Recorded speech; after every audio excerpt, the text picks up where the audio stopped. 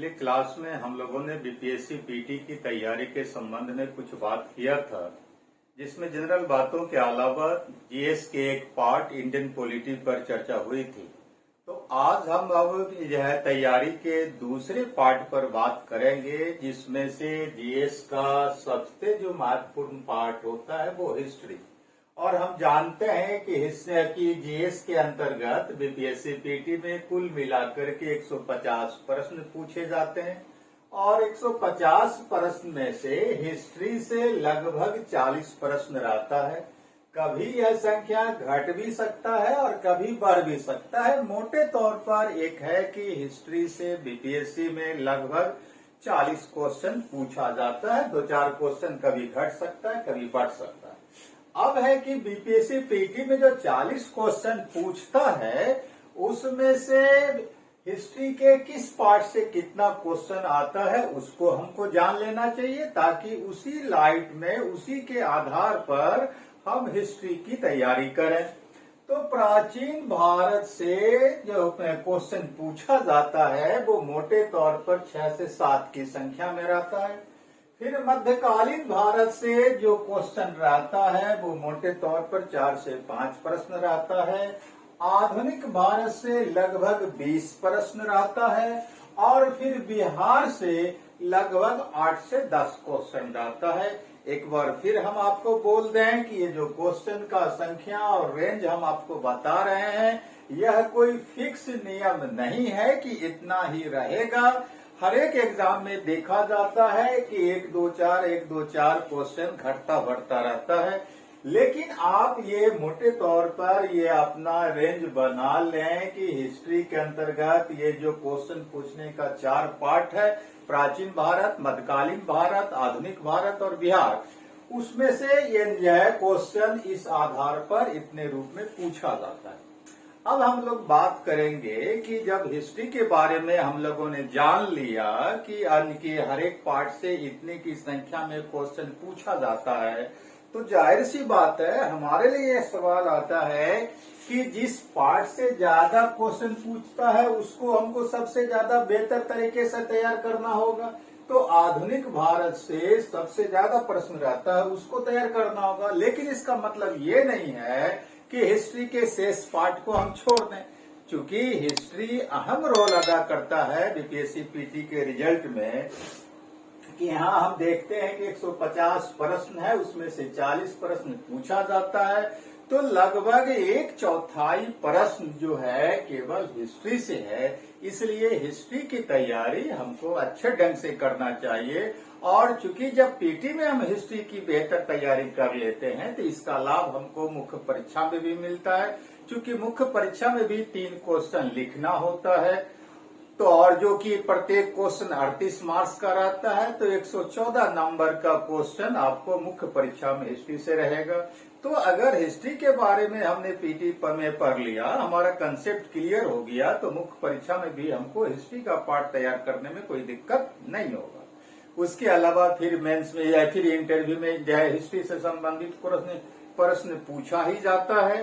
तो कुल मिलाकर के अब हम लोग देखेंगे कि जो हिस्ट्री से संबंधित क्वेश्चन बनता है उसकी तैयारी हम लोग क्या और कैसे कर सकते हैं।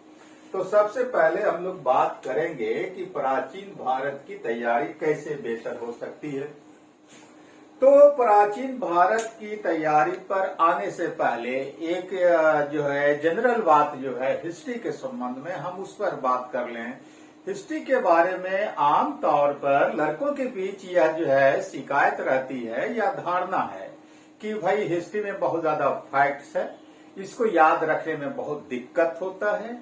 नतीजा क्या होता है कि हिस्ट्री का नाम सुन करके ही लड़के भागते हैं। और हिस्ट्री से कितना आप भागेंगे, क्योंकि 40 प्रश्न आपको हिस्ट्री से पूछा जाता है।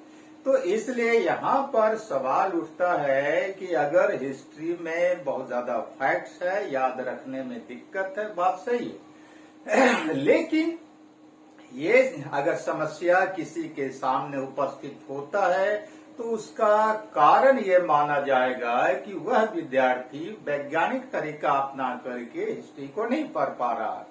वैज्ञानिक तरीका से पढ़ाई का क्या मतलब? वैज्ञानिक तरीका से पढ़ाई करने का मतलब है कि आप जिस विषय को पढ़ने जा रहे हैं उस विषय के प्रति आपका इंटरेस्ट पैदा हो। जब तक आपका इंटरेस्ट पैदा नहीं होगा कोई भी विषय ठीक से आपको समझ में नहीं आएगा। और हर एक विषय की अपनी एक खास विशेषता होती है। जब तक उस विषय की आप विशेषता नहीं समझेंगे तब तक उस विषय में आपका कंसेप्ट ठीक नहीं हो पाएगा और उस विषय का फैक्ट्स भी आपको ज्यादा दिन तक याद नहीं रह सकता। तो अब सवाल उठता है कि इतिहास की विशेषता क्या है। तो इतिहास की जो विशेषता है वह निरंतरता और परिवर्तन है, मतलब कंटिन्यूटी और चेंज। तो हिस्ट्री की जो ये विशेषता है इसका मतलब है कि हिस्ट्री के का कोई भी चैप्टर अगर हम पढ़ते हैं तो हमको उस चैप्टर में परिवर्तन की टेंडेंसी को समझना होगा, प्रवृत्ति को समझना होगा। और ऐसा अगर हम करते हैं तो हमको प्रत्येक चैप्टर में परिवर्तन के तत्व को पहचानने में दिक्कत नहीं होगा। तो पर ये परिवर्तन का जो टेंडेंसी है यह कहने का क्या मतलब, यह कहने का मतलब है कि हम तुलनात्मक अध्ययन करें। अब है कि तुलनात्मक अध्ययन क्या हम दूसरे विषय के साथ कर सकते हैं? नहीं, हम जिस चैप्टर को पढ़ने जा रहे हैं उस चैप्टर के पहले और उस चैप्टर के बाद के चैप्टर से अगर हम तुलना करके पढ़ेंगे तब जाकर के हिस्ट्री हमको बहुत बेहतर ढंग से समझ में आएगा और याद भी आएगा। उदाहरण के लिए आप समझ लें कि अगर आप मौर्योत्तर वंश पढ़ रहे हैं प्राचीन भारत में, मौर्योत्तर वंश मतलब 200 बीसी से 300 एडी का काल, मतलब कि मौर्य वंश के बाद का जो 500 वर्षों का काल है और जो है गुप्ता के पहले का यह काल है। अगर उस काल को हम पढ़ रहे हैं, मतलब कि जिस काल में हमको शक, सातवाहन और कुषाण वगैरह मिलेगा, अगर उस काल का हम अध्ययन कर रहे हैं तो उस काल का अध्ययन करने के दौरान हमको उसके पहले मौर्य वंश जो हमने पढ़ा उसको हमको देखना होगा और फिर मौर्योत्तर के बाद जो गुप्ता वंश है उसको हमको देखना होगा। मतलब मौर्य और गुप्ता के साथ तुलना करा करके अगर हम मौर्योत्तर काल को पढ़ते हैं तो इससे हमको काफी लाभ मिलेगा। लाभ क्या मिलेगा? लाभ ये है मिलेगा कि अगर मान लीजिए हम मौर्योत्तर काल पढ़ते हैं, उदाहरण हम आपको समझा दें कि मौर्योत्तर काल अगर हम पढ़ते हैं तो मौर्योत्तर काल अगर पढ़ते हैं तो उसके बाद का काल आता है गुप्त वंश और उसके मौर्योत्तर के पहले का काल आता है मौर्य वंश। तो मौर्य वंश को तो कहने का मतलब कि मौर्योत्तर काल को पढ़ने के दौरान हमको जो है उस चैप्टर का तुलना कराना होगा मौर्य वंश से भी और फिर गुप्त वंश से। ऐसा अगर हम कर लेते हैं तो लाभ हमको क्या मिलेगा कि हमारा कंसेप्ट क्लियर होगा और जब कंसेप्ट क्लियर होगा तो पढ़ने में इंटरेस्ट पैदा होगा और जब पढ़ने में इंटरेस्ट पैदा होगा तो कंसेप्ट के साथ हमारा फैक्ट्स भी याद होता जाएगा और फैक्ट्स को याद रखने में कोई ज्यादा माथापच्ची नहीं करना होगा। तो हिस्ट्री को तैयार करने के लिए एक ये तरीका होता है। अब है कि प्राचीन भारत को हम तैयार कैसे करें। तो प्राचीन भारत को तैयार करने के लिए हमको जो है सबसे पहले जो है स्रोत पर ध्यान देना होगा। स्रोत में साहित्यिक स्रोत और पुरातात्विक स्रोत को देखना होगा। पुरातात्विक स्रोत में भी सबसे ज्यादा अभिलेखीय स्रोत को और उसके बाद सिक्का को देखना होगा। अगर ये देख लेते हैं तो एक दो क्वेश्चन स्रोत से रहता है। उसके बाद प्राचीन काल में जो प्रमुख वंश हुआ है उसका संस्थापक, उसकी राजधानी और जो किसी वंश के प्रमुख शासक हुए हैं उसके बारे में और उनका जो प्रमुख योगदान है उसको देख लेना होगा। उसके बाद जो है प्राचीन काल में जो कोई दरबारी विद्वान हुआ है, विदेशी यात्री आया है या कोई पुस्तक लिखा गया है, पुस्तक का लेखक कौन है, उसका विषय क्या है और फिर प्राचीन काल में जो कोई कला का डेवलपमेंट हुआ, कला का विकास हुआ, उसकी विशेषता को हमको देख लेना चाहिए, जैसे कि गांधार कला, मथुरा कला, मौर्य कला, गुप्त कला या फिर दक्षिण भारत की कला। क्योंकि कला और संस्कृति से क्वेश्चन पूछने का ज्यादा चांस रहता है, तो उसको हम लोग को देख लेना चाहिए। और फिर चैप्टर के अंतर्गत हमको सिंधु सभ्यता, वैदिक युग, जैन धर्म, बौद्ध धर्म, मौर्य वंश और यवन आक्रमण, कुषाण वंश और उसके बाद गुप्त वंश, तो ये जो है सो चैप्टर हमको देखना चाहिए। और मौर्य वंश में जो है सबसे ज्यादा जो क्वेश्चन बनने की संभावना रहता है वह है अशोक और चंद्रगुप्त से, और उसके बाद अशोक का जो अभिलेख है उससे, उसके बाद मौर्य का जो प्रशासन है उससे। तो इस तरह से अगर हम यह तैयारी करें तो हमारा प्राचीन भारत का पाठ तैयार हो सकता है। उसके बाद आता है मध्यकालीन भारत। तो मध्यकालीन भारत से हम लोग देख रहे हैं 4 से 5 प्रश्न है।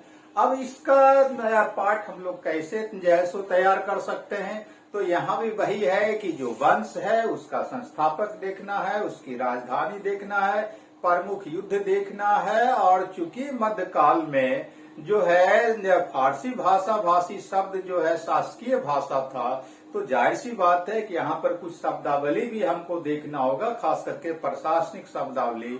उसके बाद दिल्ली सल्तनत जो 1206 से लेकर के 1526 तक रहा सत्ता में, तो उसमें ये देखना है कि इसमें कई वंश आए हैं, तो उस वंश का जो है संस्थापक कौन हुआ और उसका जो प्रमुख शासक हुआ है, सुल्तान हुआ है, जैसे कि इल्तुतमिश, बलबन, अलाउद्दीन खिलजी, मोहम्मद बिन तुगलक, फिरोज शाह, ये जो प्रमुख सुल्तान हुए हैं उनके बारे में हमको जान लेना चाहिए। उनकी नीतियां क्या रही, उनकी योजनाएं क्या रही, इसको हम लोगों को ठीक से देख लेना चाहिए। और इसी के साथ साथ हम जानते हैं कि जब दिल्ली सल्तनत का पतन का दौर चला तो भारत में कई क्षेत्रीय राजवंशों का भी आगमन हुआ, जैसे कि विजयनगर, बहमनी और कश्मीर। इन 3 वंशों के प्रमुख शासकों को हम लोगों को ठीक से पढ़ लेना चाहिए, ज्यादा नहीं, केवल जो प्रमुख शासक हैं उसके बारे में, विजयनगर, बहमनी और कश्मीर के बारे में। और इसके साथ साथ इस काल में जो कोई निर्माण कार्य हुआ है, कला और स्थापत्य कला हुआ है, फिर जो कोई जो है विदेशी यात्री आया है, उसके बारे में हम लोगों को जैसो ध्यान रखना होगा, उसको पढ़ लेना होगा। और फिर इसी दौर में हम लोग जानते हैं कि भारत में सूफी और भक्ति आंदोलन भी चल रहा था। तो सूफी और भक्ति आंदोलन जो चल रहा था उसमें से खास करके सूफी आंदोलन से प्रश्न पूछने की संभावना रहता है। तो उसमें हम लोग देखेंगे कि प्रमुख सूफी सिलसिला कौन था, उस सिलसिले का संस्थापक कौन था, और उस सिलसिले के कुछ 2, 4, 5 जो महत्वपूर्ण सूफी हुए उन लोगों का नाम याद रख लेना होगा। और फिर उस सूफी सिलसिला का केंद्र कहाँ था, सेंटर कहाँ था, उसको याद रखना होगा। उसके बाद हम लोग आ जाए मुगल वंश पर। मुगल वंश में जो 4-5 महत्वपूर्ण बादशाह हैं उसके बारे में हम लोगों को देखना चाहिए, क्योंकि क्वेश्चन घुमा फिरा करके वहीं से रहता है। बाबर और हुमायूं को आप छोड़ सकते हैं, आप सीधे अकबर, जहांगीर, शाहजहां, औरंगजेब और जो है औरंगजेब को पढ़ लें। और उसके साथ साथ बीच में जो एक नया शासक आया था शेर शाह, उसके बारे में पढ़ लें। और इन शासकों की जो प्रमुख नीतियां रही, जो इनका अभियान चला, जो युद्ध हुआ और युद्ध में कौन नेतृत्व किया, और इस दौरान क्या कला और स्थापत्य कला का विकास हुआ, मुख्य पुस्तक, लेखक, विदेशी यात्री और किन शासकों की क्या उपाधि थी, इसको आप लोग को देख लेना होगा। और इतना देखने के बाद फिर हम आगे बढ़ सकते हैं मराठा पर। मराठा में शिवाजी और प्रमुख शासकों के बारे में हम लोग को देखना चाहिए। और चूंकि मराठा और शिवाजी ने काफी युद्ध किया, तो उन युद्धों और संधियों को देख लेना चाहिए। और फिर शिवाजी का और मराठा का जो प्रशासन था उसको देख लेना चाहिए। एक क्वेश्चन संभावना रहता है कि मराठा से भी पूछ ले। उसके बाद तब हम लोग आते हैं कि जो है आधुनिक भारत जैसा कि हम लोग देख रहे हैं कि लगभग 20 प्रश्न रहता है। आधुनिक भारत में हम लोग सबसे पहले जो ध्यान दें कि जो यूरोपियन कंपनियां भारत आती है उसके बारे में हम लोग जाने कि कौन कंपनियां कब आती है। अब भारत में आने के बाद अपना प्रमुख फैक्ट्री कहाँ कहाँ लगाया, उसका सेंटर प्लेस क्या बना वो याद रखें। और फिर उनके यूरोपियन कंपनियों ने आपस में जो प्रतिस्पर्धा के दौरान युद्ध किया उन युद्धों को याद रखें। और फिर हम लोग अंततः जानते हैं कि British east India company Bharat में विजयी रही, बाकी सारी यूरोपियन कंपनियों को भारत जो है धीरे धीरे छोड़ देना पड़ा।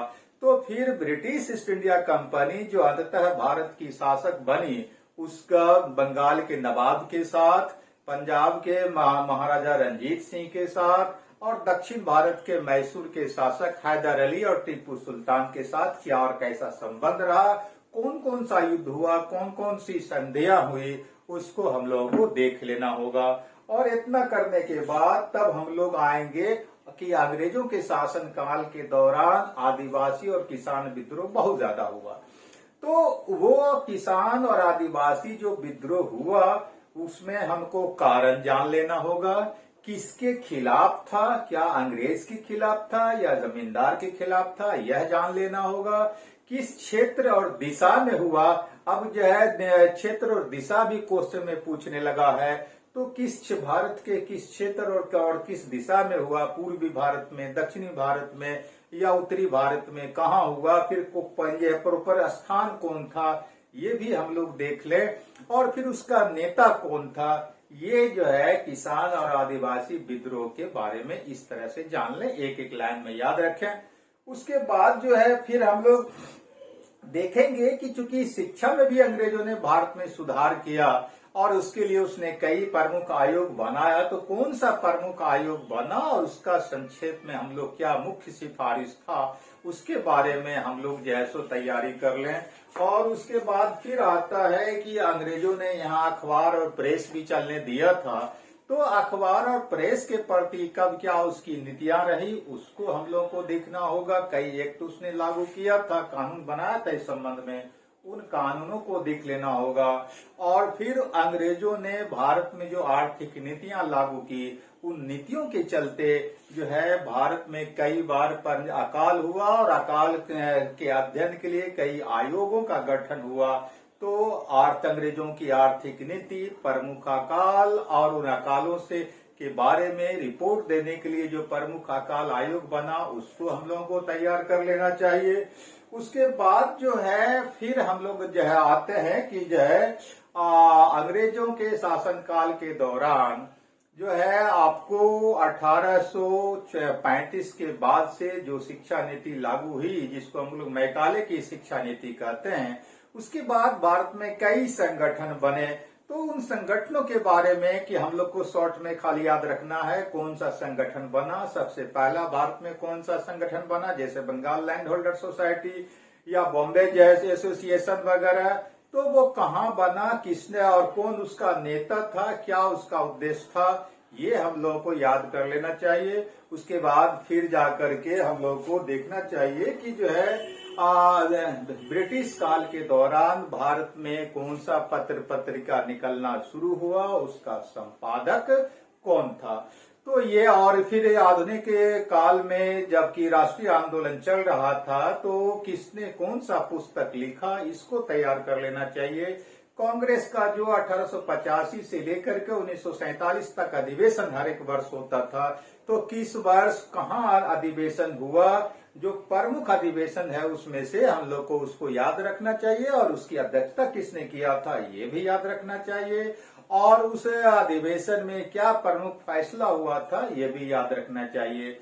क्योंकि हम लोग जानते हैं कि प्राचीन और मध्यकालीन भारत, जैसे जैसे हिस्ट्री का क्वेश्चन आगे बढ़ता है, आप देखेंगे कि प्राचीन भारत में कुछ आसान क्वेश्चन पूछता है, उससे कुछ कठिन बनाता है मध्यकालीन का क्वेश्चन, और मध्यकालीन के बाद आधुनिक भारत का क्वेश्चन सबसे टफ बनाता है बीपीएससी अपने क्वेश्चन के में। तो इसलिए हम लोगों को आधुनिक भारत की तैयारी कहीं बेहतर ढंग से कर लेना चाहिए।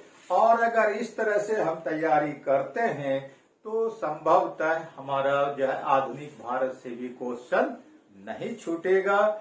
और उसके बाद आता है फिर बिहार। तो बिहार की का इतिहास तैयार करने के लिए प्राचीन और मध्यकालीन बिहार की तैयारी मत करें।